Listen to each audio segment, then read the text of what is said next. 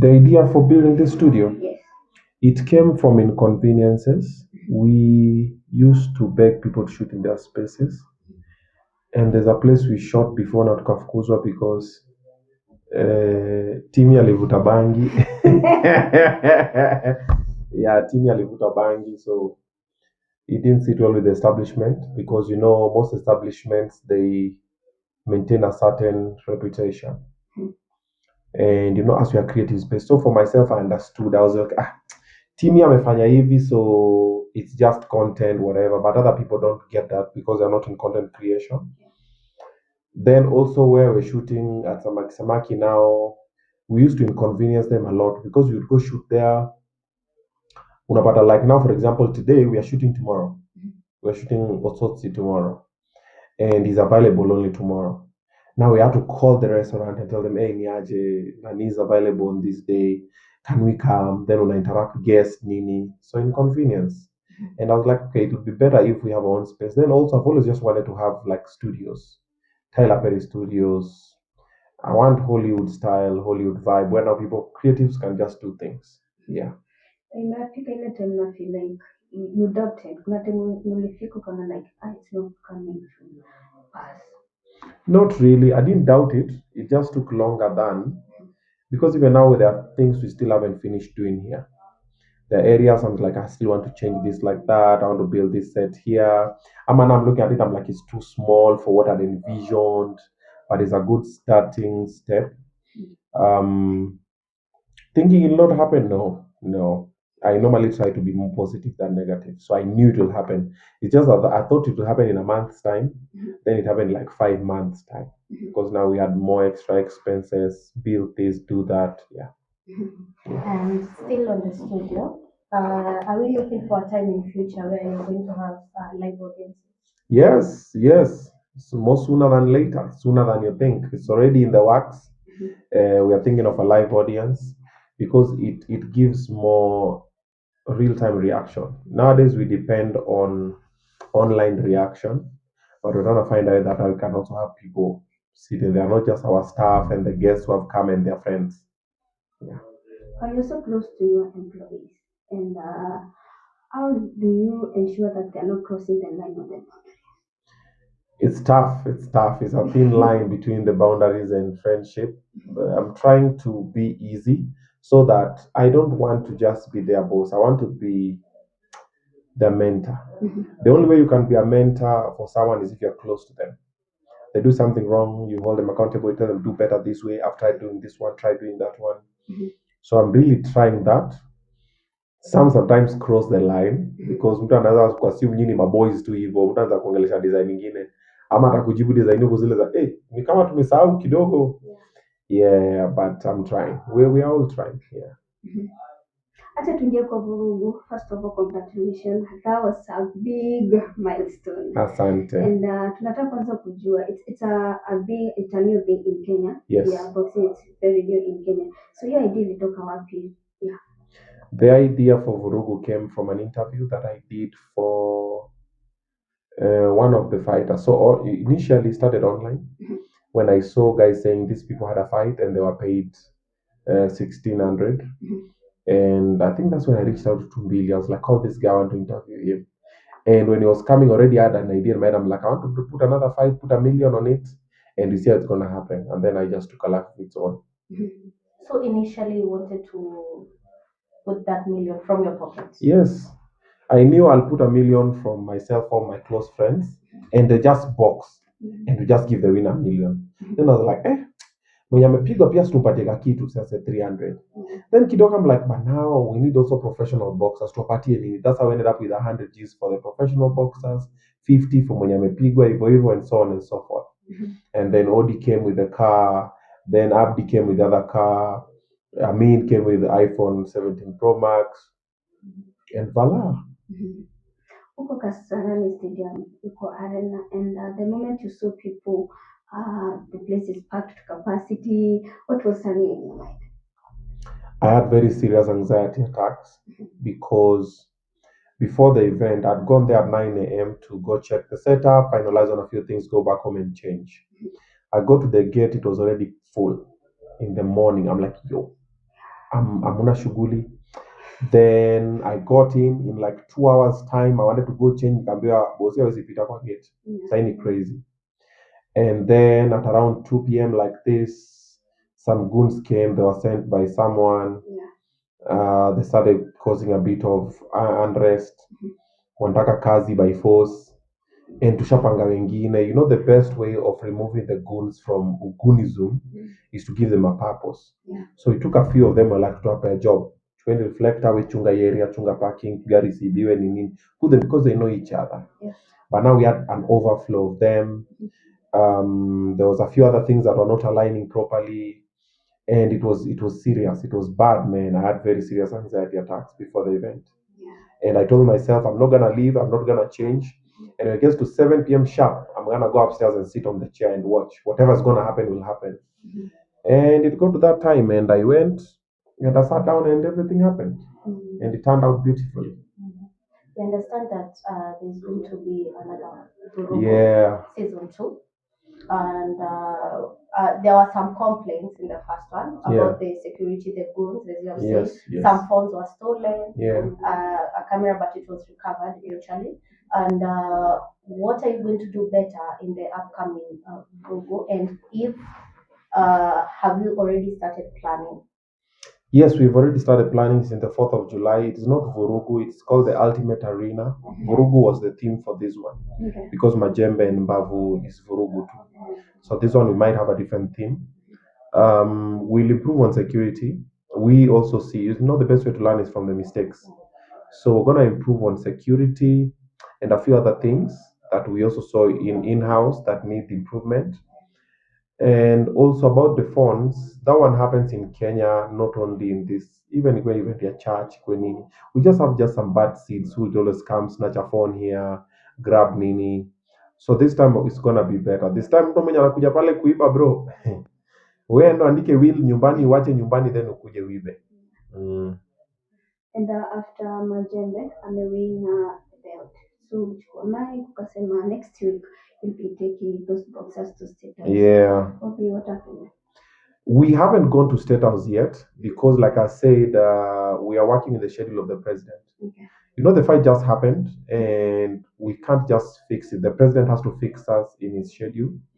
So it's being worked on, and when there's an opening, we'll go. You'll see. State House na lazima tuende. Hiyo tutaenda. We just don't know the date because I'm not the one who manages the president's schedule. Then says the president, lazima nikuone kesho. No.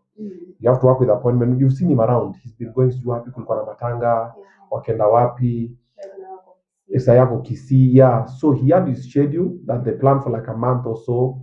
So we have to find a time where he's in State House because atapia. Anaweza sema tuende tumuone kwingine. Mimi sitaki tuende kwingine.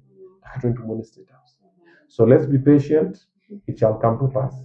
State House not tunaenda mupende ama musipende. Okay. About still on State House, you would really like if Majembe and Mbavu did a rematch there, if it is possible. Have you maybe tried to contact the guys working in State House, requesting them if it is possible for that to happen? No, not really. So what I'd said, I actually sat on this chair and I told people, what if? I was thinking out loud, what if we do this here? It will be beautiful. And I told you guys to tell me what you think. And most Kenyans decided to fight the idea. Instead of coming up with better ideas, everybody is saying it's bad. And that's not what we do wrong as Kenyans. Someone wants to make a road, but badala come with a better idea, nyi munapigana kwenye barabara sipo. Then asipojenga tena. Because right now, if I stop doing the crazy promotion I'm doing for boxing, who will do it? We've had other people are doing, but kidogo ni nini, tuendelee mpaka lini. It has to be radical. So going to State House was boom. Now everybody's talking about it, which is good. So I've gotten a couple of stray bullets, which is also good because at least now guys are paying attention. You see, and if it's to happen, with wanasemanga in time, I, the Lord, shall make it happen. If it's meant to happen, maybe I'm not the one who will take boxers to fight at State House. Maybe it will be the next person, or maybe it will be you or her or the next person. We don't know. But now we have to start. Now we've started the conversation. Now we've seen, amutaki iende State House. Kwa nini? President atatumia kama kuflows ationi achievements zake nini. So what do we do to stop that? So tupigane wapi? Haya, mmesema tusiambie president atupatie mita zao, sema utatupatia amutupei, but hawa akipatiwa issue ni so we're starting to pole. Mmesema mini project. Okay, so nani si project afanye mini project? Okay, can you back up with evidence? Can you? So now we start the conversation. So let's wait and see. Still, there's something you have talked about, and it is happening with so many Kenyans. The mentality that they have: if you get help from the president, you are his project, yes, or his project, you are supporting him. What do we as Kenyans need to do so that we can curb that mentality? Stop being stupid. If we just stop being stupid, we'll think. Most of us are very dumb. That is why mtu anakwambia unafanya na president na mamake ni mwalimu. Kwani mwalimu anafanya nani kazi? Babako ni polisi. You are someone in a family is a civil servant. There's a brother of yours who's in KDF or is in army. You get, or is in DCI, or is working in a parastatal. Like it's there, but you want to draw the line. If an MC goes to MC an event for the president, now that is bad now. But your mother is working for the government. She is a teacher. Your father ni chief. Ama babu yako ni chief. Anafanya nani job? Anko yako ni polisi. But that one they don't see. What we see is Obinna, wewe ukienda kwa MC event, umetusaliti. We are canceling you. Okay. The last time I checked, this country was a democracy. Are we not democratic? Democracy means you can support side A, I can support side B, and that is okay.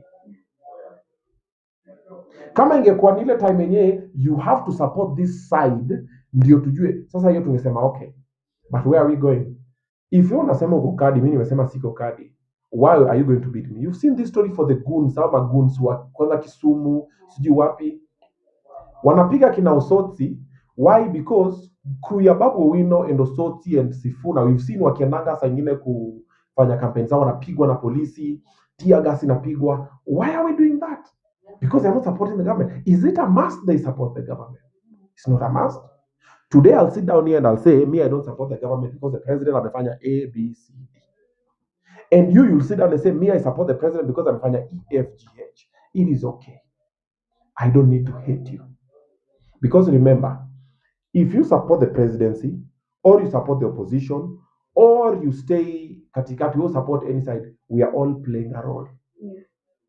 When the next regime comes, whether Akina Babu and the Sifuna team will take over, whether Rigiji team will take over, or if the president will take a second term, or any other person will take over, we will all have a role to play in that. Mm. So if people want change, civic education, tumia akili. But I'll not tell you that leo nitatoka hapa kwa gate nipate pesa inapatiwa na mheshimiwa fulani, alasema mimi sitachukua hiyo pesa kwa sababu my friend, I will take the money. If today I'm called and told Obinna come an MC here, that is what I do. I take the money. If I'm called and told help us make a strategic plan for A, B, C, D, that's what I do. I will do it and I'll take the money because that is my job. My employees here wakifika month wanataka salary yao. Hawataka kujua kama support government ama to support government. But when I sit down on my show, the ones who know me, I hold people to book. I will say, the president team, you guys fail on communication, you guys fail on this, you've said this precedents where even if you're saying the truth, people think you're saying the lie, work on this, let's stop police brutality, let's stop killing people, this finance bill was bad. And I was also in those mandamandos. But still someone will downplay that one because, no, wacha tumharibie. Ai bro, mimi jina naweza kuharibia nikiwa nasari. Hizo ni vitu vidogo kwangu. And like I said, if God wants this to bring change, it will. And if God has not passed it that way, it won't. So no matter what I do today, if tomorrow I am to be the president of this country, whether munipende musinipende, I will be. But if tomorrow I'm not to amount to anything, hata munipende leo nikim Obinna, I will not be. So mtulie. Since tumeingia politics Yes. There was a question you were asked when Majembe was receiving his car by a digital media guy. Yeah. He asked you about the Langata seat. Yes. Yeah. And you answered and said, hell no. Yes. But there might be. You did not say not 2027. Yes. Not 2027. No. I'm not looking for any political seat. I'm not interested in any political seat. But this is what I said. Change is inevitable. Change happens. Today I can live here, and tomorrow something will just happen, and I'll be like, really, guys, really? And then I see someone does a very dumb thing, and I'm like, I can do this thing better than this person. You never know. But in me, I'm not looking for any political seat. I don't even have the desire in 2027 to say, unajua, maybe. And it may also not even be a political seat. Yeah. Maybe it will be even 2028. Maybe it'll be 2029. I can be like this and you say, okay, now Obinna, you can serve better in this capacity. If it's service to the people, why not? But if I sit down and say this thing is inhibiting what I'm doing as Obinna, as a single entity, I'll not be interested. Because now, the minute, this is what most people don't know. Today, if I decide to be an MP of forever, automatically I'm not that Obinna for every Kenyan. I'm Obinna for that constituency. If I become the governor, I'm Obinna for this county. If I become the president, I'm the president for this country. But I want to be a free bird. Mimi nataka niende Kerio, niende Turkana, nifanye nini? Mimi tu ni Obinna, tumejua tu Obinna anakuanga good vibes, tucheke, tufanye nini, tu empower mtu, tunue mtu, tufanye nini, mzaki kifanya bad, tupigane na yeye, tufanye nini, whatever. And that's the way life goes. Na venye tulipigania Sami Kioko, nasikia amepewa dada yake, sijui kama ni kweli. Janaambia kama alipatiwa some of the money, but there was an injustice happening. How do I know best to fight with him? Kept on talking about it on my social media, invited him for the interview. We called Kalonzo to come here, but something started happening. When he went back to Kurudi Maneno online, something started happening. Next time we see someone else, that is what I'm about. But the minute I just identify and put myself in a faction, automatically, nikisema saizi niko team 2 term, kesho kama kitu imefanyika vibaya kwa street, siwezi enda. Juu mimi nalipwa huko. Na nikisema niko team 1 term, president amefanya kitu mzuri, siwezi sema amefanya kitu mzuri kwa sababu I'm supposed to chukia. No, mimi wacha nikuwe katikati. Me, I'm supporting individuals. At the moment the only individual I'm supporting is Babu Owino, and I've said it.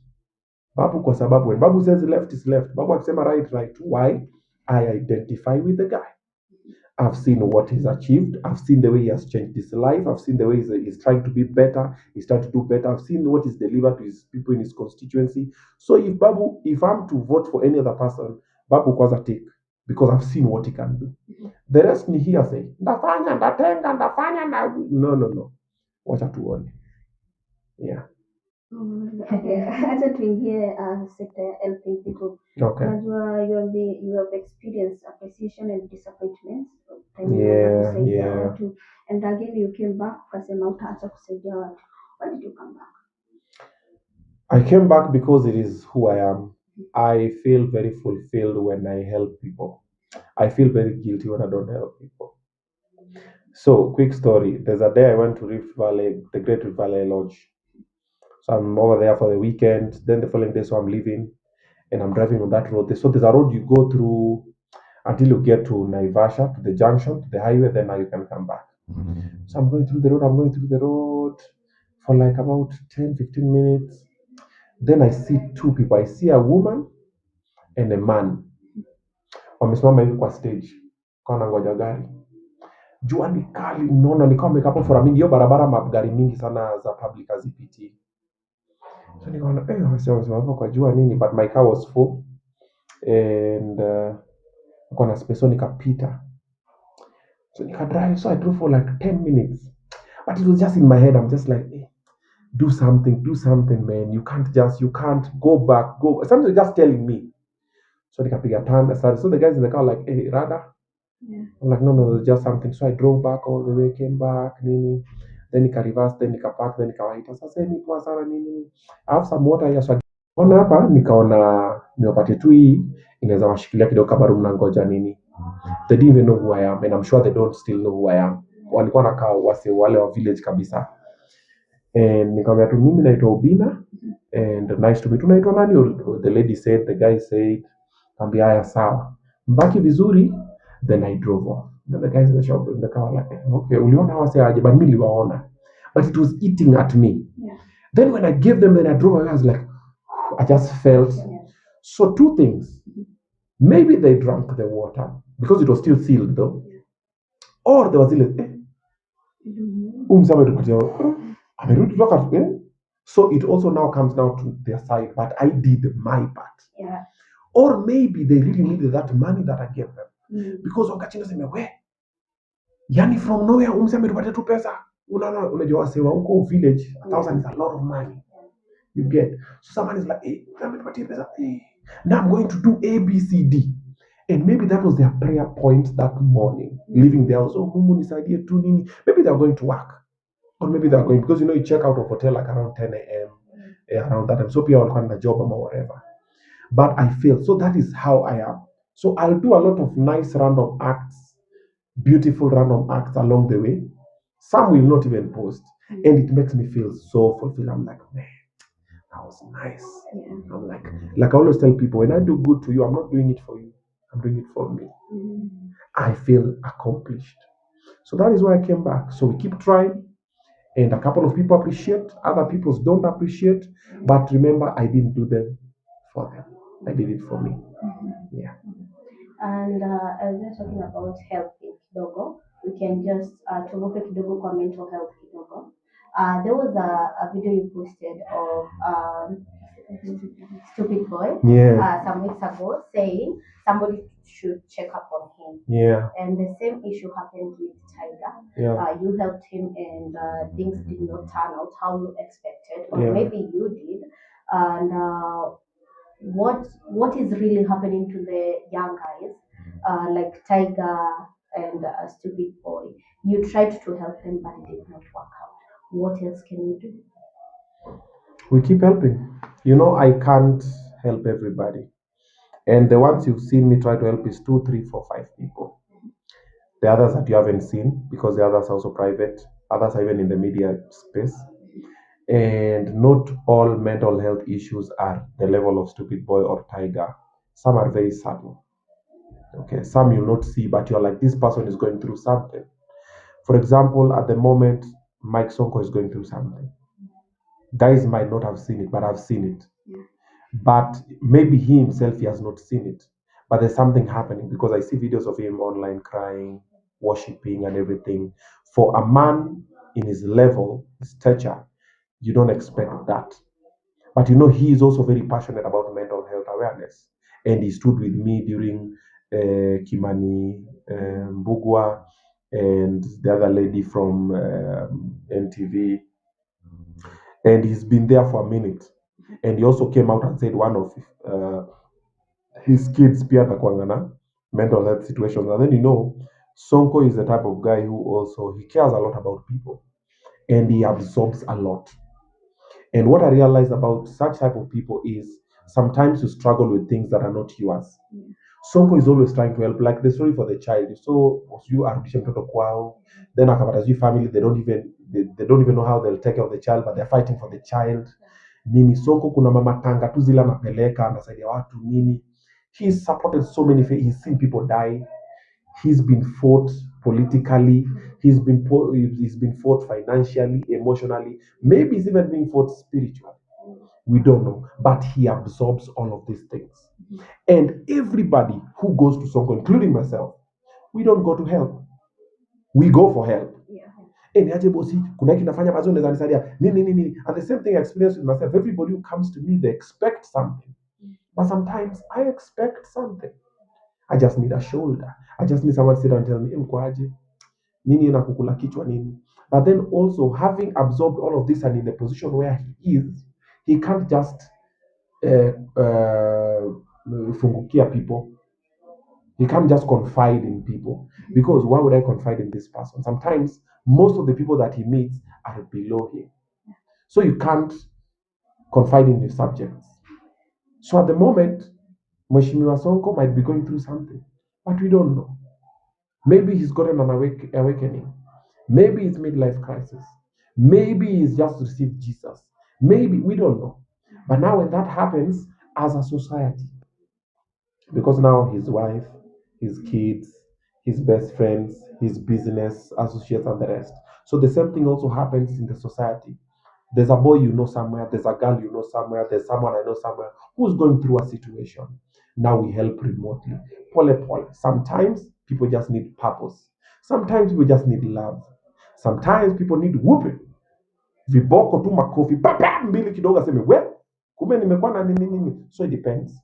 But only professionals know what exactly we need. But me, what I know from my side as a mental health awareness advocate, I'm like, hey, what we do? Let's be there for each other. Okay. That's what I tell my employees here. Like today, when you guys came, we were having every Wednesday we have a staff meeting. So we talk about what happened last week that we can do better. Nani alifanya, who stepped on whose toe, who did I rub the wrong way myself, what can I do better, nini nini, stuff like that.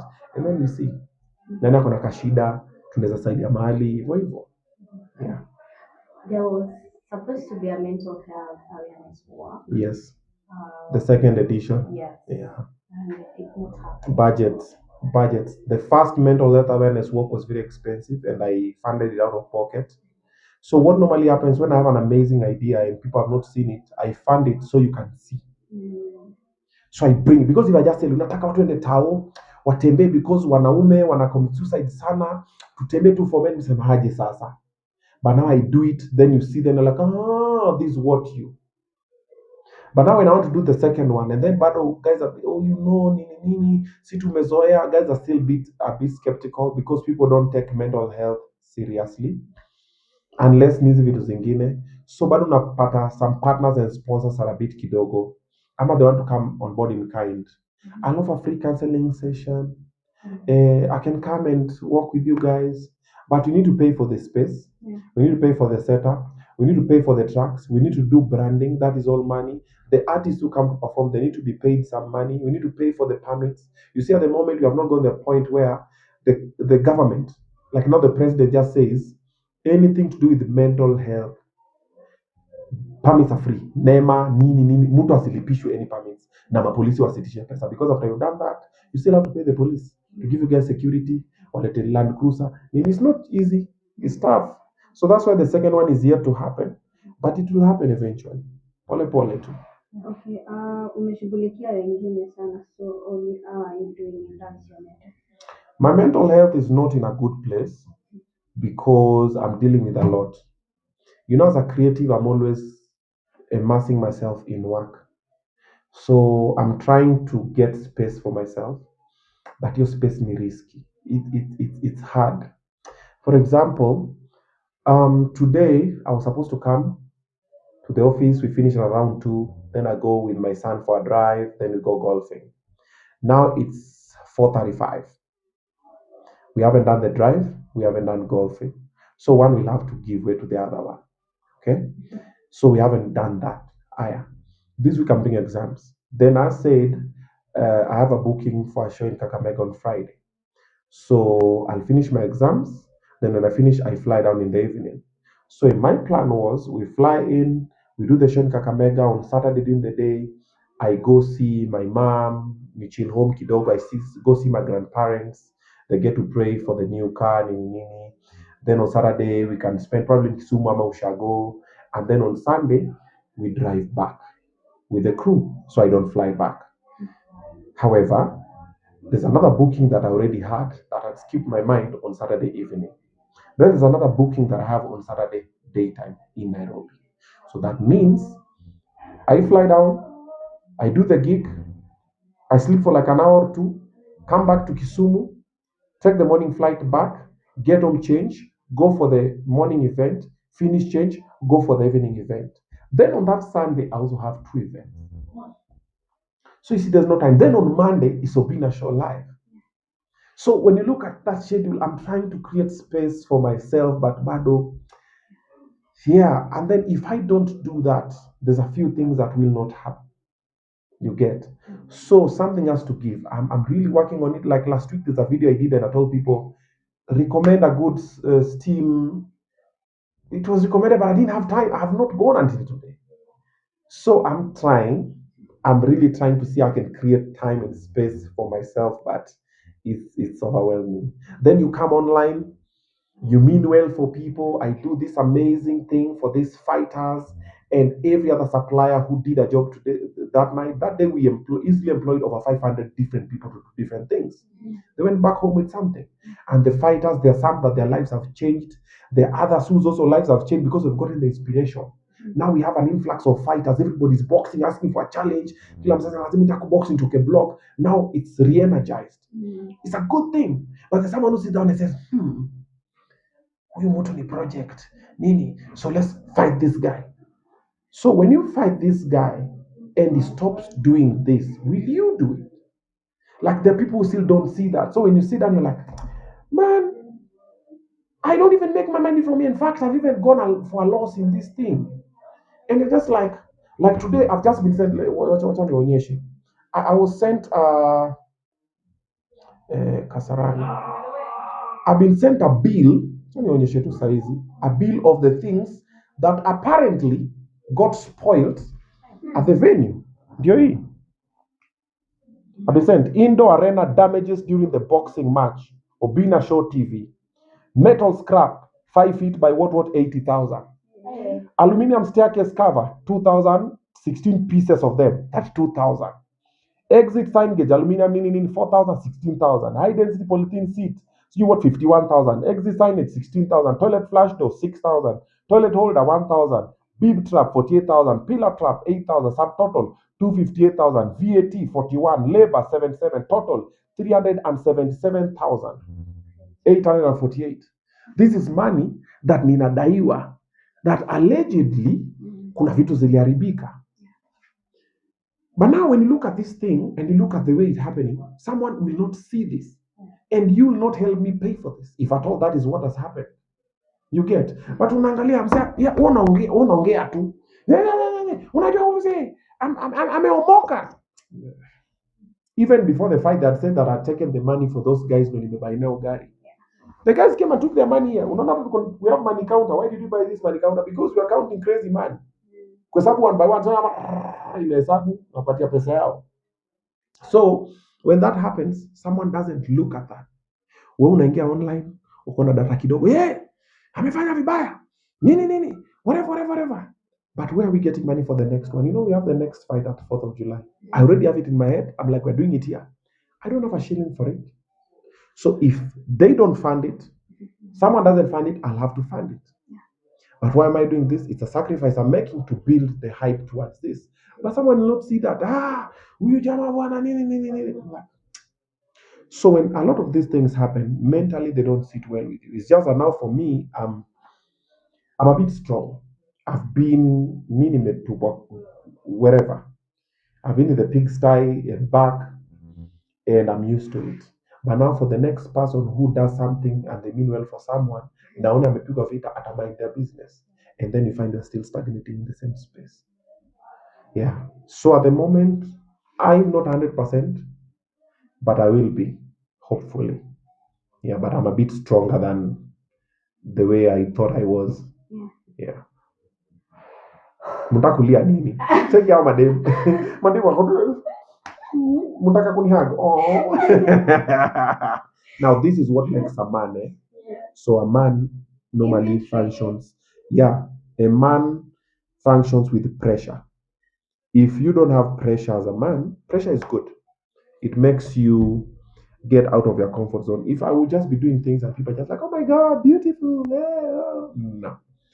People have to fight it, then you're doing something important. Meet the people who have fought me for this fight. I'm like, God damn. What are you? I'm like, oh, okay. I'm like, that's interesting. Napigwa vita mpaka na watu wenye walikuwa wanaambia president achangie bibi zao wakiwa wagonjwa. And I'm like, oh, now for this one now, because we want to take these guys to State House, now we are a project. But wewe ukitaka kuchangia bibi yako akiwa mgonjwa, that was not a project. People are very fast too. But we don't look within. What if? Like when I said I'm taking people to State House, it was not even for me. I'm okay. But these fighters, when they meet the president of a party, meter, their lives automatically is not the same from then. When was the last time you ameshika meter? When was the last time umeshika meter yako? Wewe? Exactly. But unajua ni pesa zetu, usenye zimeiba unaenda. Okay, tukiwapeleka pesa zenyu zimeibwa zimeenda. Tusipowapeleka pesa zenyu zimeibwa bado zimeenda. So would you rather irudi kwa watu imeibiwa ama would rather iende kwingine? Think about it. Yeah. Tukitoka hapo and the sanitary tukiwa kwa event ya Kaka. Okay. And you said that you don't want to get married. Yeah. You want more kids. Yes, that's true. I want more children, and I don't want to get married. Yeah. What's the question? Why is that? Because women are a liability. Okay. Women are a liability, especially when they don't bring something to the table. And then you can't read someone's mind.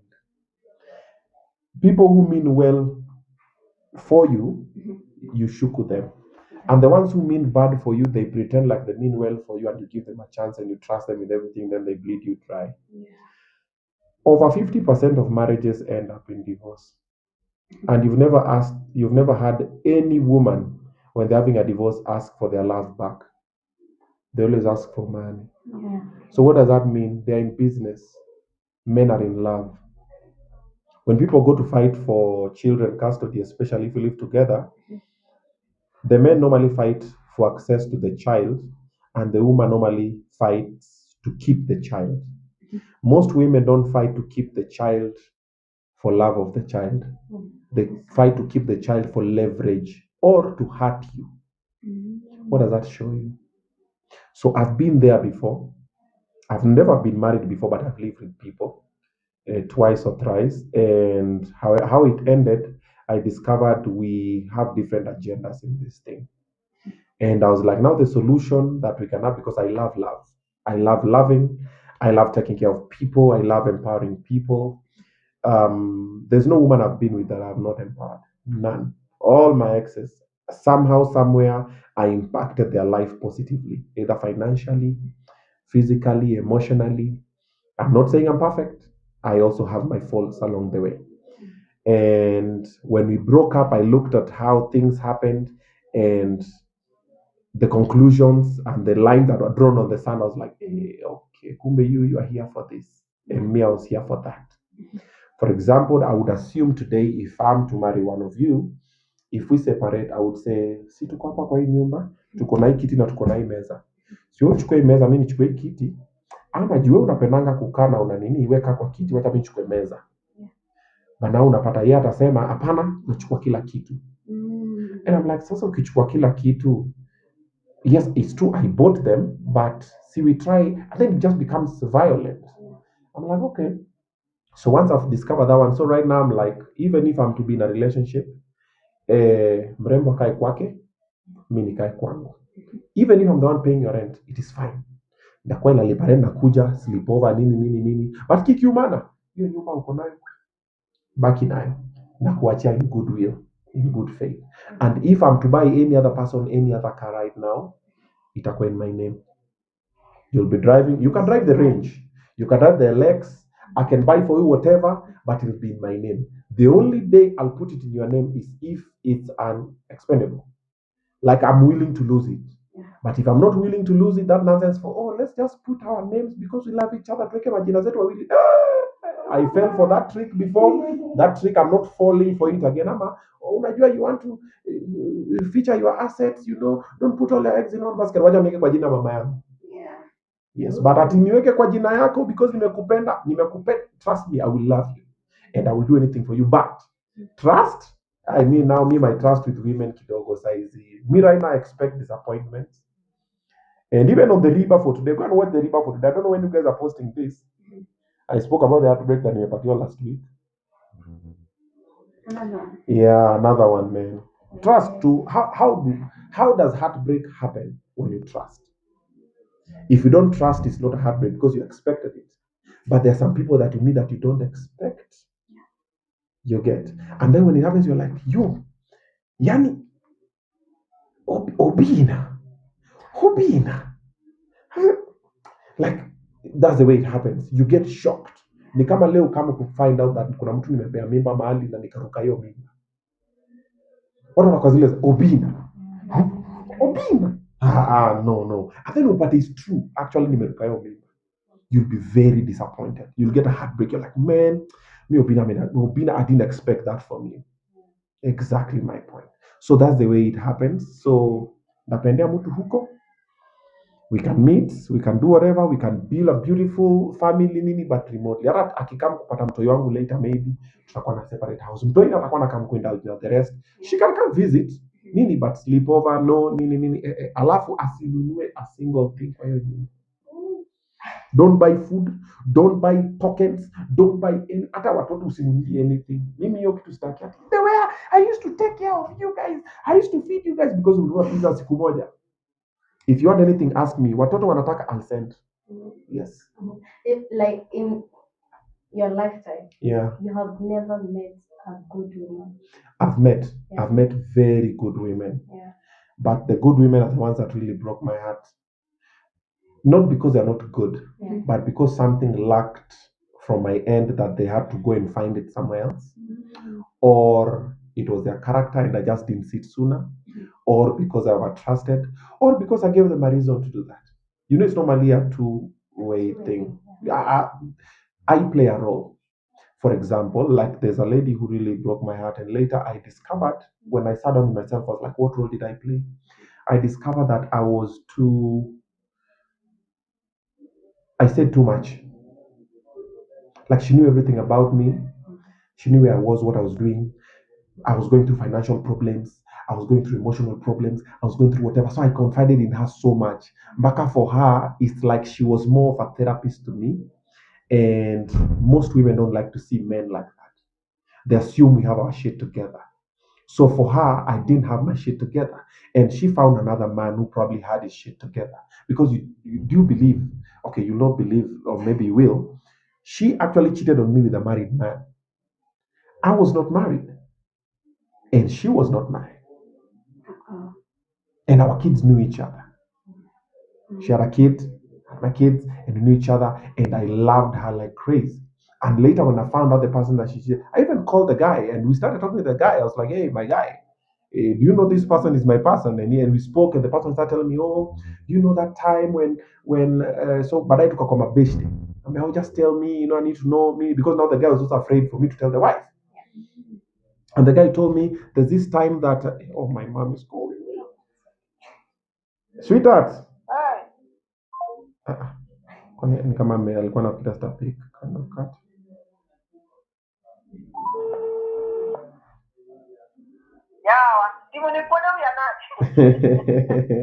How are you? Mashanga iflash anade. How are you? I'm good. How about you? Niko sawa. Niko ka interview sinimaliza alafu niko call. But if I don't call you in 30 minutes, call me. Sawa. Haya, uko poa? Okay, niko chonjo. Haya, sawa. Mafundi wanaendelea? Kazi inaendelea kwa mpango. Sawa, poa. Kazi iko fiti. Baadaye basi. Haya. That's my mom. Anyway, so now this guy told me, so there's a time we were going for a certain tender for Safari Rally. And the guy told me, oh, even this time. So I told the guy, so this is what I told the guy. Me, I know, from point of information, I know where you guys have gone. Nini. What did you do? You know, I know where, because I did my research. I had a lot of receipts for the guy. Nimejua hata mkoma shinda naye nini. Ati hapana, nile time tu alikuwa naenda Naivasha kuchukua ile, so there's this deal we are negotiating to do something for Safarali. Ile nyingine that I was still at Kiss. And so she went. Me, I was at Kiss, so I couldn't go with her. So she went, did whatever, Maka kantumia picha nimefika nini. Then she came back. They went with the guy. So I didn't know that, but later when niliongea nao msema, oh no, the only time ni kama ile time akienda Naivasha no mimi nilimpeleka, tukaenda. I'm like, this bitch. I'm like, me at Kiss, I'm like, babe, umefika poa nini, nimepanga fuel nini, akamwambia stop somewhere, eat something. Amefika na tuwapita, we've gotten here this where all the suppliers have been called for a meeting nini. I love me naanza kuwonder how we got this tender for Safari Rally. Kumbe this is the guy, because that guy was one of the officials. Yeah. So later when I realized she cheated on me with the guy who was married, nini nini. So there's something she was getting from the guy that I wasn't giving her. So you see, that's my fault. But now it's her promiscuity. I'm a maybe a desire to explore whatever. So you see, I played a role in it because mimi nilikuwa nimeshamwambia kila kitu.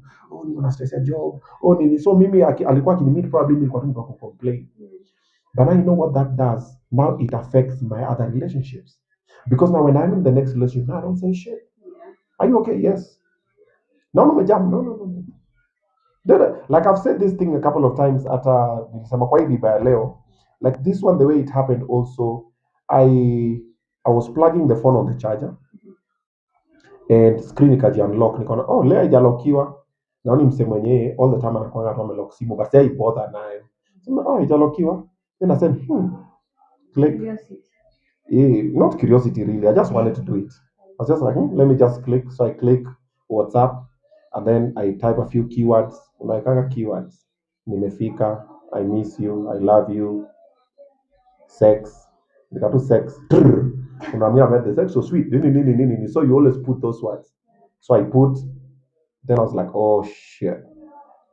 So yako hii side ananiambia, si bado hiyo TikTok utaangalia tu baadaye. So alikuwa anafikiria wani kwa simu yangu. Then kuinuka kona ni simu yake. Then akawaziuliza, why are you going through my phone? So when that is happening, because I've been down this road before, I'm not gonna ask you who's this. I've seen because I tapped on it, ikaleta passcode. So that's when I realized that kumbe WhatsApp mtu anaweza lock specific conversations.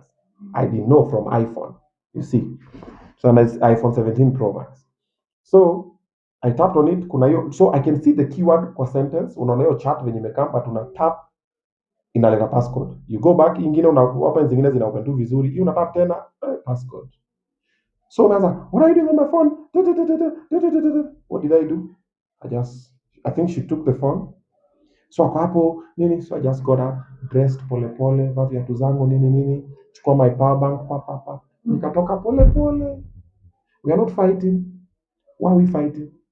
Then I start telling you, who is this? Why you? No, you are a grown-ass woman. I'm a grown-ass man. I know what I want. You know what you want. Now you see, now I've learned from previous. But previous, you'd be like, who ni nani? Hebu mpigie. Hebu muulize, we, ni nini unafanya na? You see, like now, like I've told you, the Mombasa one, I reached out to the guy. I was like, hey, because I found out all the information where he works. He's married, he does what, had his pictures, had whatever. Then I just chose, I was like, mbona naribia mse family yake. But the lady was willing. So now you come back and so now moving on, that is why even now I'm like, I'm not gonna move in with any woman. I love you, but from over there, we fanya mambo yako. It's normally determined by the history, what you go through. Now that is now what builds every other relationship, even human interaction. Like for people that I help, I always expect disappointment. And I always tell them, you see, when I was the target on the show, I told him, I'm giving you one chance. If you mess it up, and he did, no hard feelings. If I meet him on the street, hey, niaje po, kula lunch, ni nini? But I'm minding my business. You're not my responsibility. But it's determined by previous. Kitambo nilikuwa nachukua msee, nimekuona, sasa ningekuwa nishakimbizana na Tiger, nimepeleka rehab, nimefanya nini? Yep. Also done. Okay. Maybe last remarks as we finish. Maybe Last remarks is we have an amazing show, Obinna Show Live #1. We have Reba as well doing beautifully. We have Pop Balloon, beautiful show. We have Pepe Tanga, beautiful show. And we are working on having another fight on the 4th of July. I'm calling out to all the partners and sponsors who want to come on board. Let's change a couple of lives together. Yeah. thank you. All righty.